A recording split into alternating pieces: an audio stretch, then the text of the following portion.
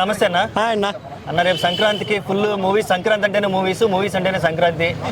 ఇప్పుడు రాబోయే సినిమాలు చూసుకుంటే కనుక ఒకవైపు గేమ్ చేంజర్ రామ్ చరణ్ది, తర్వాత డాకు మహారాజు బాలకృష్ణది, తర్వాత సంక్రాంతికి వస్తున్నాం అనే టైటిల్ తోటే వెరైటీగా మళ్ళీ అనిల్ రావిపూడి గారు అలాగే వెంకటేష్ గారు వస్తుంది.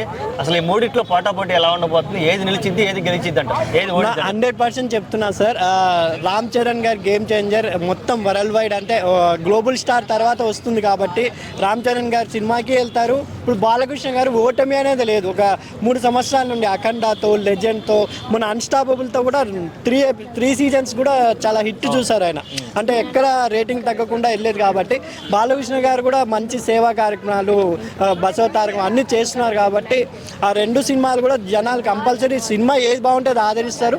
కంపల్సరీ వెళ్తారు పండగకి అని. నేను ఇంకా ఏంటంటే వెంకటేష్ గారికి ఒక అడ్వాంటేజ్ ఏంటంటే రామ్ చరణ్ గారి ఫ్యాన్స్ కూడా బాలకృష్ణ ఫ్యాన్స్ గారు వీళ్ళు అందరు ఫ్యాన్స్ కలిసి చూసి ఏకైక హీరో అంటే వెంకటేష్ గారు. అంటే ఎంత బజ్ లో ఎందుకు ఆయన ఇప్పుడు రావడం అనేది ఒక టాక్ ఉంది కదా. అంటే బజ్ పరంగా పక్కన పెడితే సంక్రాంతికి ఫ్యామిలీస్ తో కలిసి ఎవరైనా సినిమా చూడాలనుకుంటారు. ఇప్పుడు మీరు పుష్ప 2కి యూత్ ఎక్కువ వెళ్ళారు, ఫ్యామిలీస్ కొంచెం ఎక్కడో తగ్గారని, అంటే ఓటీటీకే పరిమితమయ్యారనే వాళ్ళకి వెంకటేష్ గారి సినిమాలు కొంచెం ఫ్యామిలీస్ కూడా అరే ఫ్యామిలీతో కలిసి చూసే సినిమా ఉంటుంది వెంకటేష్ గారిది, వల్గర్ లేకుండా ఒక అభిప్రాయం ఉంది కాబట్టి బాలకృష్ణ గారు అండ్ రామ్ చరణ్ గారు ఫ్యాన్స్ కూడా వెళ్ళి చూసే ఏకైక వ్యక్తి వెంకటేష్ గారు. ఎందుకంటే ఆయనకు సపరేట్ ఫ్యాన్స్ బేస్ అని కాకుండా అందరు హీరోల ఫ్యాన్స్ కలిసి చూసే వెంకటేష్ గారు కాబట్టి సంక్రాంతికి వస్తున్నాం కూడా బాగుండబోతుంది.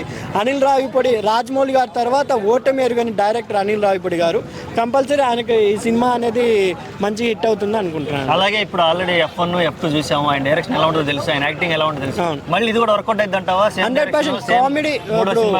అనిల్ రావిపూడి గారు భగవత్ కేసరితో సూపర్ హిట్ కొట్టారు మన బాలకృష్ణ గారితోనే. అంటే కొంచెం దాంట్లో కామెడీ మిస్ అయిందని ఆయనకు నెగిటివ్ టాక్ రాకపోయినా ఎక్కడో అనిల్ రావిపూడి కామెడీ మిస్ అయింది. అది బాలకృష్ణ గారు ఉండడం వల్ల ఆయనకు ఓన్లీ యాక్షన్ సీన్సే చేశారని మార్క్ వచ్చింది. దీంట్లో కంపల్సరీ బాలకృష్ణ గారు అంటే వెంకటేష్ గారితో ఆయన comedy entertainment and action oriented కూడా తీస్తారని అనుకుంటున్నాను. ఓకే, రీసెంట్గా వచ్చిన సాంగ్ అయితే గోదావరి గట్టు మీద సూపర్ అనిపించింది. మన రమణ గోకుల్ గారు 18 years తర్వాత ఆయన వచ్చారు. పవన్ కళ్యాణ్ గారు కూడా పాడితే ఇంకా బాగుంటుంది అనుకున్నాను. ఎందుకంటే పవన్ కళ్యాణ్ పూర్తిగా పాలిటిక్స్లో వెళ్ళిపోతే ఇంకా రమణ గోకుల గారు కూడా చాలా రోజుల తర్వాత వచ్చారు కాబట్టి ఈ సాంగ్తోనైనా ఇంకా చాలా సాంగ్స్ పాడుతున్నారని అనుకుంటున్నాను. ఓకేనా, థ్యాంక్ యూ.